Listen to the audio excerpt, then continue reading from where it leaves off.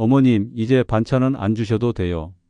경기도에 사는 68세 박정자 씨는 며느리의 말에 큰 충격을 받았습니다. 매주 새벽 시장을 돌아다니며 반찬을 만들고 차를 몰아 아들 집에 가져다 주던 정성이 무색해진 순간이었습니다. 며느리는 고맙지만 부담스럽다고 했고 아들은 연락을 뜸하게 하기 시작했습니다. 그제야 박 씨는 깨달았습니다. 음식보다 중요한 건 자식의 삶을 지켜봐주는 적당한 거리였다는 걸. 반찬을 멈춘 후 박 씨는 6가지 행동으로만 자식을 대하기 시작했고 그제야 다시 웃음이 돌아오기 시작했습니다. 구독, 좋아요, 알림 설정 꾹 눌러주세요. 결혼한 자식에게 주어야 할 첫 번째는 적당한 거리감입니다. 눈물 흘리며 만든 반찬이 자식 집 냉장고에서 썩어가고 있다는 사실 알고 계셨습니까? 가족을 위해 시간 들여 만들었건만 그 반찬 하나가 며느리 눈에는 부담이고 사위 입장에서는 간섭처럼 느껴집니다. 어머님이 또 오셨어요? 반찬 잔뜩 가져다 주셔서 우리 반찬 살 시간이 없네요. 이 말 한마디가 며느리의 진심입니다. 왜일까요? 자식은 결혼과 동시에 부모의 품을 떠나 새로운 가정을 꾸린 독립된 존재입니다. 그런데도 부모가 여전히 먹을 것을 챙기고 살림을 도와주고 육아까지 개입하면 그건 관심이 아니라 통제로 느껴집니다. 나는 그냥 도와주려는 마음이라지만 상대에게는 우리 가정을 들여다보려는 시선으로 보입니다. 반찬이라는 건 단순한 음식이 아닙니다. 당신들이 이걸 못 챙길까봐 내가 대신 준비했어라는 메시지를 담고 있기에 더 위험합니다. 이렇게 정이라는 이름으로 침범한 친절은 부부 사이를 위태롭게 하고 결국 자식이 부모와 거리를 두게 만드는 결정적인 계기가 됩니다. 자식에게 주고 싶다면 음식이 아니라 신뢰를 주세요. 그들이 잘 살고 있다는 믿음, 그들이 스스로 할 수 있다는 인정. 그게 바로 적당한 거리감의 핵심입니다. 그렇게 애써 키워놨더니 며느리 눈치 보느라 부모한테 연락도 못하네. 이런 억울함은 대부분 거리 조절에 실패한 부모의 마음입니다. 불편함은 자식이 느끼지만 상처는 결국 부모가 받습니다. 이제는 바꿔야 합니다. 좋은 부모는 반찬을 싸들고 오지 않습니다. 오히려 문 앞에서 물러나주는 사람입니다. 반찬 대신 당신의 시간을 즐기고 있는 모습을 보여주십시오. 여유 있고 자유롭게 사는 부모의 모습은 자식에게 최고의 선물입니다. 전북 익산에 사는 72세 김순자 씨는 아들 부부가 서울에 신혼집을 마련한 뒤 매주 한 번씩 반찬을 싸들고 찾아갔습니다. 김치, 장조림, 나물, 국까지 손수 만든 음식을 박스로 담아 열차 타고 3시간 걸려 전해주곤 했습니다. 아들은 말로는 고맙다 했지만 어느 순간부터 연락이 점점 뜸해졌고 며느리는 감사 인사조차 하지 않았습니다. 그러던 어느 날 며느리의 친구가 SNS에 올린 사진 한 장을 보게 되었습니다. 냉장고 정리하다가 이건 뭐지? 냉동실 깊숙한 곳 김순자 씨가 싸다 준 나물 반찬이 곰팡이 핀 채 버려져 있는 모습이었습니다. 그 사진을 본 순간 김순자 씨는 무너지는 기분이었습니다. 자신의 정성과 마음이 이렇게 무시당한 것 같았기 때문입니다. 며칠 뒤 아들과 통화를 하면서 김순자 씨는 조심스럽게 말했습니다. 혹시 반찬 너무 부담스러웠니? 아들은 잠시 침묵하다 말했습니다. 엄마 고마운 건 맞는데 솔직히 우리도 우리 방식대로 살아보고 싶어. 그제야 김순자 씨는 깨달았습니다. 자신이 준 건 반찬이 아니라 자식의 공간에 대한 개입이었음을 말입니다. 그 후 김순자 씨는 반찬을 끊고 오히려 자신의 삶을 즐기기 시작했습니다. 노래교실에 나가고 친구들과 여행도 다니며 아들과의 연락은 오히려 더 잦아졌습니다. 며느리는 몇 달 뒤 조심스레 이렇게 말했습니다. 어머님, 요즘 더 멋있어지셨어요. 어머님처럼 살고 싶어요. 이 사례는 단 하나의 진실을 말해줍니다. 진짜 좋은 부모는 챙겨주는 사람이 아니라 믿고 기다려주는 사람입니다. 결혼한 자식에게는 음식보다 더 중요한 것이 있습니다.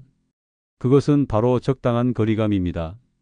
사랑은 줄수록 멀어지는 것이 아니라 모를수록 가까워지는 법도 있다는 걸 잊지 마십시오. 결혼한 자식에게 주어야 할 두 번째는 부부싸움의 중립을 지키는 태도입니다. 걔가 진짜 너무했어. 나한테 그렇게 말을 할 수가 있어? 울먹이며 전화를 걸어오는 딸. 엄마, 누가 봐도 이건 걔 잘못이야. 내 말 좀 들어봐. 분노를 참지 못한 채 찾아오는 아들. 이럴 때 부모는 흔들립니다. 내 자식이 이렇게 힘들어하는데 어떻게 가만히 있어? 하지만 여기서 단 한마디, 단 한쪽 편만 들어주는 순간 그 부부의 균형은 무너지고 맙니다. 많은 부모가 실수합니다. 자식의 억울한 말에 공감해 주는 것이 사랑이라 믿습니다. 너는 참느라 얼마나 힘들었니? 걔가 잘못했네? 이 말은 순간 자식을 위로하는 것처럼 보이지만 사실은 며느리나 사위와의 관계를 송두리째 무너뜨리는 치명적인 독이 됩니다. 그 말을 자식은 잊지 않습니다. 더 무서운 건 부부싸움은 풀려도 부모가 내뱉은 그 말은 기억 속에 박힌다는 것입니다. 며느리 입장에선 어떨까요? 저런 말을 하는 거 보니 시어머니는 우리 편 아니었구나. 사위는 또 어떨까요? 장인어른은 결국 내 잘못으로만 본 거잖아. 이렇게 마음에 금이 가면 그 순간부터 부모와의 관계는 냉각됩니다. 한번 금 간 그 마음은 쉽게 돌아오지 않습니다. 자식 부부는 다시 껴안고 웃지만 그들 사이에 낀 부모는 어색하고 불편한 존재가 됩니다. 그리고 자식도 언젠가는 후회합니다. 내가 그때 엄마한테 말해서 괜히 사이가 어색해졌나? 결국 모두가 상처 입고 모두가 후회하게 됩니다. 부부싸움은 둘만의 문제입니다. 그 안에 부모가 들어가면 부부는 둘이 아니라 셋이 되고 맙니다. 셋이 된 순간 그 가정은 더 이상 둘의 공간이 아닙니다. 균형이 무너지고 사랑은 오해로 바뀝니다. 부모가 진짜 해야 할 일은 판단이 아닙니다. 편도 아닙니다. 그저 조용히 들어주고 그래 너도 힘들었겠구나. 근데 너도 좀 쉬어봐라. 이 한마디면 충분합니다. 자식이 잘했는지 못했는지를 말할 필요도 없습니다. 오히려 이렇게 말해주는 것이 자식의 판단력을 되찾게 하고 스스로를 돌아보게 만드는 진짜 위로입니다. 대전에서 사는 70세 윤인숙 씨는 어느 날 딸에게서 전화를 받았습니다. 엄마, 나 이혼할 거야. 더는 못 참겠어. 딸은 눈물을 쏟으며 남편의 무심함과 말투 하나하나까지 털어놨습니다. 윤 씨는 마음이 찢어질 듯 했지만 그 자리에서 이렇게 말했습니다. 그래, 내가 힘들다니 엄마도 가슴이 아프다. 그런데 엄마는 내 편도 사위 편도 안 들래? 너희 둘이서 잘 풀어봐. 딸은 실망한 기색이었지만 윤 씨는 끝까지 한쪽 편을 들지 않았습니다. 며칠 뒤 딸 부부는 다시 대화를 나누기 시작했고 결국 화해했습니다. 그리고 몇 달 뒤 딸이 조심스럽게 말했습니다. 엄마, 그때 엄마가 누구 편도 안 들어서 내가 오히려 정신이 들었어. 만약 엄마가 그 사람 욕했으면 난 진짜로 이혼했을지도 몰라. 이 말에 윤 씨는 눈시울이 붉어졌습니다. 사랑은 편 들어주는 게 아니라 상처가 생기지 않도록 곁을 지켜주는 것임을 다시 한번 느꼈기 때문입니다. 자식이 아플 때 함께 아파주는 부모는 많습니다. 하지만 자식의 분노에 휩쓸리지 않고 끝까지 중립을 지키는 부모는 드뭅니다. 그러나 진짜 현명한 부모는 편이 되지 않습니다. 자식이 울더라도 배우자를 원망하더라도 그 안에서 균형을 지키는 태도, 그것이 부모가 줄 수 있는 최고의 조언이자 평생 지켜줄 유산입니다. 결혼한 자식에게 주어야 할 두 번째는 부부싸움에 결코 끼지 않고 끝까지 중립을 지키는 묵묵한 침묵입니다. 그 침묵이 자식 가정을 살리고 부모와의 인연도 지켜냅니다. 결혼한 자식에게 주어야 할 세 번째는 사사건건 참견하지 않는 이해심입니다. 어휴, 저러다 애는 언제 나오려고? 아니, 대출금리도 오르는데 왜 전세를 고집해? 직장은 그게 뭐니? 공무원 시험 한 번 더 보지. 자식이 결혼을 해도 부모 눈엔 여전히 서툴고 불안한 아이로만 보입니다. 그래서 무심코 툭툭 말을 던지게 됩니다. 하지만 그 툭툭 던진 한마디가 자식 부부의 마음엔 돌덩이처럼 박힙니다. 문제는 부모는 충고라 생각하지만 자식은 간섭으로 받아들인다는 데 있습니다. 심지어 자식조차 모르게 며느리나 사위의 속이 먼저 뒤틀립니다. 당신 엄마는 우리 집 일에 왜 저렇게 말이 많아? 너네 엄마는 늘 내가 옳고 나는 부족하대. 그 말이 쌓이면 자식 부부의 갈등은 부모 탓으로 옮겨 붙습니다. 부모 입장에선 걱정이지만 자식 입장에선 간섭이요. 배우자 입장에선 압박입니다. 아무리 좋은 뜻이라도 자식의 삶은 자식 몫입니다. 이제는 옆에서 도와주는 존재가 아니라 멀리서 바라보는 존재로 자리매김해야 할 시점입니다. 그게 바로 이해심입니다. 묻지 않으면 말하지 않고 알아도 모르는 척 해주는 것. 그리고 니들끼리 잘하고 있구나. 이 한마디면 충분한 겁니다. 경기도 안양에 사는 74세 박정순 씨는 결혼한 큰아들 부부와 한 아파트 단지에 삽니다. 처음엔 가까운 게 좋을 줄 알았습니다. 아들이 늦게 퇴근하면 반찬도 넣어주고 며느리가 출근하면 아이도 봐주고. 그런데 어느 순간부터 며느리가 인사를 피하기 시작했습니다.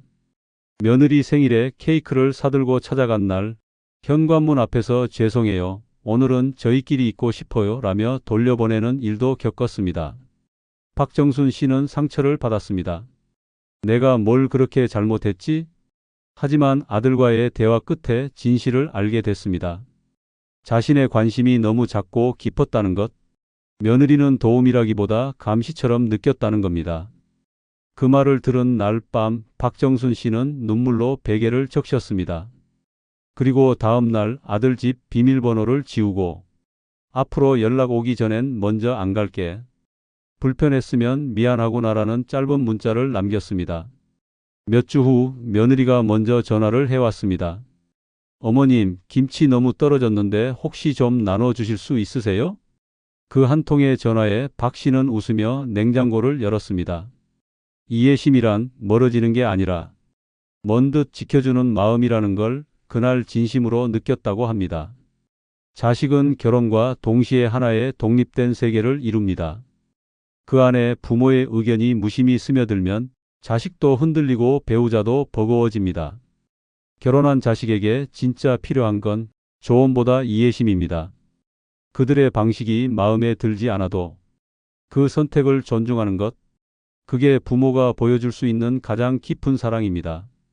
결혼한 자식에게 주어야 할 네 번째는 먼저 연락하지 않는 침묵의 지혜입니다. 요즘은 애들한테 연락하려면 내가 먼저 해야지. 걔네가 전화 오는 날은 명절밖에 없어. 전화도 없고 찾아오지도 않으면 내가 뭘 잘못했나 싶더라고. 이런 말 자녀 키운 부모라면 한 번쯤 해보셨을 겁니다. 하지만 여기엔 무서운 함정이 숨어 있습니다. 먼저 연락하지 않는 침묵은 자식을 멀어지게 하는 게 아니라 오히려 자식을 부모 곁으로 돌아오게 만드는 유일한 기다림의 언어가 될 수 있다는 사실입니다. 자식이 결혼하고 나면 부모는 이제 더 이상 중심이 아닙니다. 하루의 리듬은 부부가 맞추고 중요한 결정은 둘이서 내리며 기쁜 일도 슬픈 일도 부모가 알기 전에 서로에게 먼저 말하게 됩니다. 그런데 여기에 부모가 자꾸 전화를 왜 안 했냐, 얼굴 좀 보여라. 이렇게 요구하면 자식은 은근한 부담을 느끼고 어느 순간부터 아예 연락을 끊고 싶어지기도 합니다. 엄마는 늘 전화를 걸면 1시간 넘게 말씀하시잖아. 시도 때도 없이 톡이 오니까 읽어도 답장을 못하겠어. 이런 말들이 며느리나 사위 입에서 흘러나오고 그 불편함은 다시 자식에게 전달되고 결국 관계는 점점 멀어지게 됩니다. 사랑은 밀착이 아닙니다. 사랑은 기다림입니다. 특히 결혼한 자식에게는 기다려주는 침묵이 가장 지혜로운 사랑입니다. 부산 해운대에 사는 75세 윤성자 씨는 매주 딸에게 전화를 걸었습니다. 밥은 먹었니? 남편은 잘해주니? 대답은 늘 똑같았습니다. 응, 괜찮아. 바빠서 이따 전화할게. 하지만 이따라는 말은 한 달이 지나도 오지 않았습니다. 답답한 마음에 어느 날 윤 씨는 일부러 연락을 끊었습니다. 일주일, 2주일, 한 달. 전화기는 조용했고 마음은 서운했습니다. 그런데 한 달 반쯤 지났을 무렵 딸에게서 먼저 전화가 왔습니다. 엄마, 왜 요즘 연락 안 해? 윤 씨는 담담하게 말했습니다. 너 바쁘다며. 괜히 방해될까봐 그랬지. 그러자 딸이 잠시 침묵하더니 말했습니다. 미안해, 엄마가 전화 안 하니까 이상하더라. 내가 너무 무심했지. 그날 이후 딸은 종종 윤 씨에게 먼저 전화하기 시작했고 가끔 주말엔 손주도 데리고 찾아오곤 했습니다. 윤 씨는 그때 깨달았습니다. 사람은 그립고 허전해야 돌아오고 먼저 다가가지 않을 때 오히려 서로의 빈자리를 느끼게 된다는 것을. 이해받고 싶으면 조용히 기다리는 것. 그것이 부모가 할 수 있는 최선입니다. 부모와 자식 사이는 너무 가까워도 멀어지고 너무 멀어져도 서운해지는 참 어려운 거리입니다. 그 거리를 지혜롭게 유지하는 법은 침묵과 기다림입니다. 자식에게 하루라도 빨리 연락받고 싶다면 당장 휴대폰을 내려놓으십시오. 톡을 보내지 마시고 전화기를 바라보지도 마십시오. 그리고 대신 하루를 자신의 삶으로 채워보세요. 산책을 나가고 음악을 듣고 친구를 만나고 자신이 즐거운 하루를 보낼수록 자식은 부모가 의존하지 않는 존재로 느껴지고 그래서 더 편하게 더 자주 연락하게 됩니다. 결혼한 자식에게 주어야 할 네 번째는 먼저 연락하지 않는 침묵의 지혜입니다. 그 침묵은 자식의 삶을 존중하는 방식이고 자식이 스스로 돌아오게 만드는 가장 깊은 사랑의 표현입니다. 결혼한 자식에게 주어야 할 다섯 번째는 반찬보다 간섭 없는 응원입니다. 이번에 이직한다더라. 괜찮은 결정인지 걱정이야. 애가 생겼다던데 요즘 애 키우는 방식은 왜 이렇게 복잡한지 몰라. 요새 무슨 유튜브를 한다고 하던데 그게 밥벌이가 되긴 하겠어? 자식이 어른이 되어도 부모는 여전히 걱정이 앞섭니다. 그래서 도와주고 싶고 조언해주고 싶고 이따금은 대신 선택해주고 싶은 마음도 생깁니다. 하지만 그 순간부터 부모의 말은 응원이 아니라 간섭으로 들리기 시작합니다. 특히 자식이 무언가 새로운 도전을 할 때 부모가 먼저 반대의 목소리를 내면 자식은 부모를 피하기 시작하고 우리 엄마 아빠는 늘 내 결정에 불만이야 라는 낙인이 찍혀버립니다. 부모는 말합니다. 다 널 위해서 그런 거야. 하지만 자식은 생각합니다. 왜 나를 믿어주지 않을까? 이 간극이 깊어지면 결국 자식은 중요한 결정을 부모에게 숨기게 됩니다. 그리고 부모는 소외감을 느끼며 왜 나한텐 말도 안 해? 라고 서운해하죠. 그 악순환의 출발점은 단 하나, 응원 대신 간섭이 앞섰기 때문입니다. 부모는 인생의 선배지만 자식 인생의 해설자가 되어선 안 됩니다. 이제는 묻지 않아도 응원하고 말하지 않아도 믿어주는 태도가 필요합니다. 그래, 네가 잘할 거야. 이 짧은 한마디가 반찬 10통보다 더 큰 힘이 됩니다. 서울 양천구에 사는 68세 송기태 씨는 아들이 회사를 그만두고 자영업을 하겠다고 했을 때 속이 부글부글 끓었습니다. 그 좋은 회사를 왜 그만둬? 요즘 장사해서 돈 버는 사람 몇이나 있다고 생각하냐? 결국 아들과 크게 다투었고 몇 달간 연락이 끊겼습니다. 며느리마저 불편해진 눈치였고 손주 생일에도 찾아오지 말라는 말을 들었습니다. 송 씨는 억울했습니다. 나는 걔가 망할까봐 걱정돼서 한 말인데. 하지만 아내의 조언에 따라 가만히 지켜보기로 했습니다. 그리고 어느 날 조용히 아들에게 톡을 보냈습니다. 힘들 땐 연락해라. 나는 네가 뭘 하든 믿는다. 그 이후 아들은 서서히 마음을 열기 시작했고 시간이 지나 매출이 조금씩 오르면서 먼저 송 씨에게 매장 사진도 보내오고 조언도 구하기 시작했습니다. 그리고 이렇게 말했습니다. 아버지, 사실 응원 한마디가 그렇게 클 줄 몰랐어요. 처음부터 그 말만 들었으면 좋았을걸. 그때 송 씨는 깨달았습니다. 내가 줄 수 있었던 가장 큰 도움은 잔소리가 아니라 믿음이었구나. 그 이후 송 씨는 말보다 미소로 아들을 응원했고 가끔 반찬 한두 가지를 보내며 이렇게 적었습니다. 매장 끝나고 피곤하겠다. 건강 챙겨라. 이 짧은 말은 아들을 무겁게 하지 않았고 오히려 따뜻하게 만들었습니다. 사랑은 조건이 없습니다. 자식이 무슨 결정을 하든 그 결정이 실패하든 성공하든 부모는 옆에서 묵묵히 응원하는 존재가 되어야 합니다. 반찬은 자식의 배를 채우지만 응원은 자식의 심장을 뛰게 합니다. 결혼한 자식에게 필요한 건 먹을 것보다 믿어주는 한 사람입니다. 부모는 그 사람이 되어야 합니다. 결혼한 자식에게 주어야 할 6번째는 남과 비교하지 않는 안정감입니다. 너 동창 김민수 알지? 걔는 벌써 집 2채라더라. 사돈 내 딸은 둘째 가졌다던데 넌 언제쯤? 내 사촌 형은 이번에 대기업 임원 됐다더라. 너도 좀 분발해야지. 부모는 아무렇지 않게 말합니다. 하지만 자식은 속으로 피가 마릅니다. 나는 왜 늘 부족한 자식처럼 느껴질까? 무슨 말을 해도 부모 눈엔 다른 집 애들이 더 잘난 것 같아.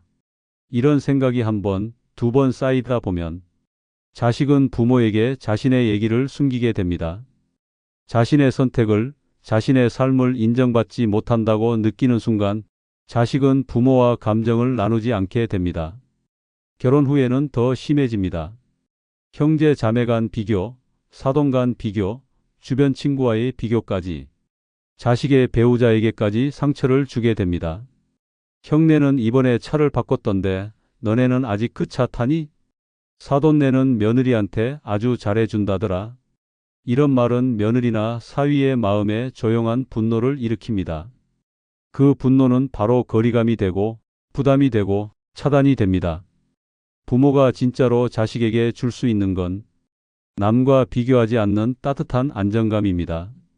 그 어떤 삶을 살든 무슨 직업이든 얼마나 벌든 그게 자식의 삶이고 그걸 있는 그대로 존중해 주는 게 부모입니다.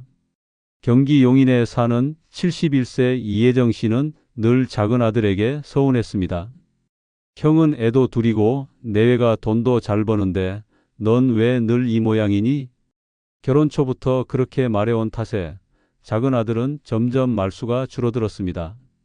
며느리는 명절에도 내려오지 않았고 전화 한 통 없이 조용한 나날이 이어졌습니다. 그러던 어느 날 이 씨는 우연히 큰 며느리에게서 이런 말을 듣게 됐습니다. 어머님, 작은 며느리 말로는 어머님 말씀 듣고 집에 돌아와서 많이 울었다고 하더라고요. 그 말에 이 씨는 충격을 받았습니다. 자신은 무심코 했던 말이 자식과 며느리에게 얼마나 깊은 상처였는지를 뒤늦게 알게 된 것입니다. 그 후 이 씨는 작은 아들에게 조심스럽게 문자를 보냈습니다. 엄마가 너를 자꾸 형이랑 비교해서 미안하다. 내 방식대로 잘 살고 있는 거 이제야 알겠다. 며칠 뒤 작은 며느리가 직접 전화를 걸어왔습니다. 어머님 말씀 정말 감사했어요. 그 말 듣고 남편이 눈물 흘리더라고요. 비로소 가족의 대화가 다시 시작됐습니다.